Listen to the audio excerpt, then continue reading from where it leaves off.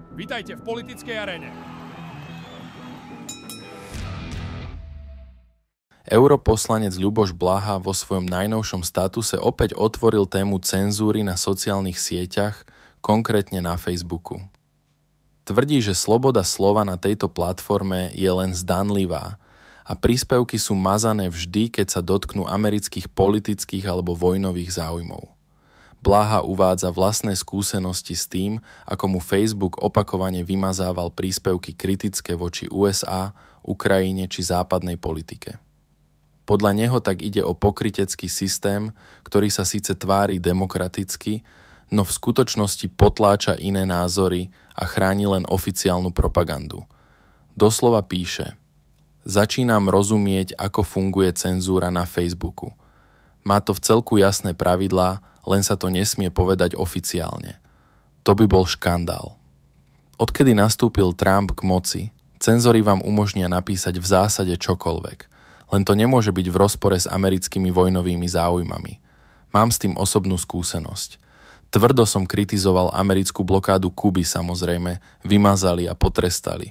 Ameriku predsa nemôžeš kritizovať. Čo tam na tom, že páchajú zločiny a porušujú medzinárodné právo?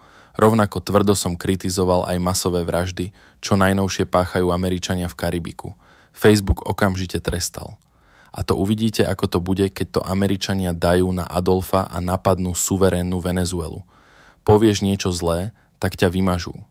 Slobodu slova máš len dovtedy, kým nekritizuješ Spojené štáty americké. Však nie nadarmo je Facebook americká korporácia. Slúžia americkým vládam a kontrolujú politické diskusie na západe. Iný krásny príklad. Ukrajina. Američania naďalej podporujú Ukrajincov a vedú vojnu proti Rusku.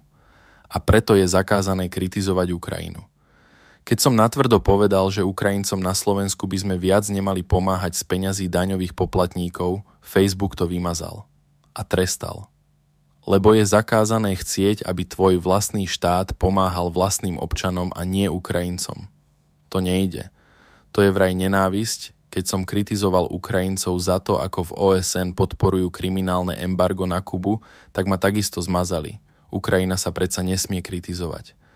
A takto si tu žijeme. Predstiera sa tu sloboda slova, ale v skutočnosti nemôžeš kritizovať Spojené štáty a ich satelity. Nech žije demokracia. Nič sa nezmenilo. V minulosti nás mazali za to, že sme kritizovali očkovanie proti covidu. Potom sa zistilo, že sme mali pravdu. A tak za statusy o očkovaní vás dnes mazať nebudú. Ale za kritiku imperiálnej politiky Spojených štátov áno. Pre viac politických konfrontácií dajte odber. Toto bola politická aréna.